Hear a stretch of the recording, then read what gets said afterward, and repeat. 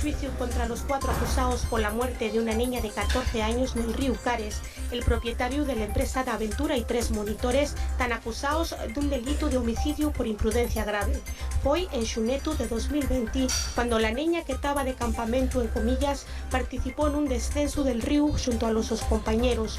Na primera sesión celebrada esta mañana, tanto el empresario como los monitores reconocieron que ellos faltaba experiencia y titulación para guiar esa actividad.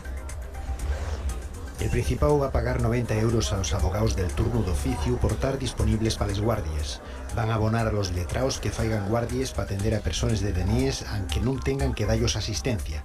Si esa asistencia sí se produce, a los abogados va a pagarse ellos 104 euros, la cantidad que venían recibiendo hasta ahora.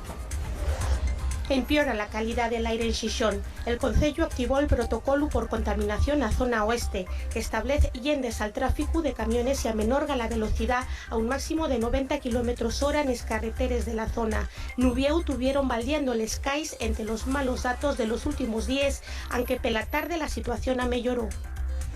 La consellera de Salud pide a los alcaldes del PP que dialoguen sobre la planificación de les áreas sanitarias que plantea la consellería y que abandonen una postura que considera inmovilista. Concepción Saavedra explicó hoy a los regidores asturianos esa reorganización. Los populares expresaron la somedrana a que ello suponga quitar recursos de los hospitales comarcales.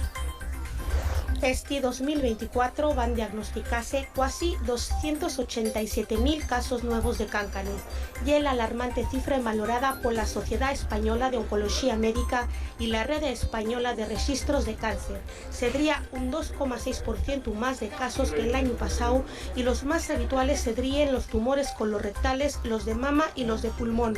Acordes con el estudio que está acabando de presentarse, espérase además una medría de la mortalidad.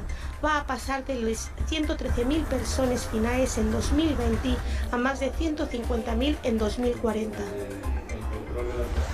El Parque de la Vida de Valdés expone estos días un oso disecao. Perteneció a una familia del Infiestu que va a 120 años a Topolu siendo un esbardo huérfano y criólo como mascota en casa. Llegaron a pasearlo por el pueblo como si fuera un animal de compañía.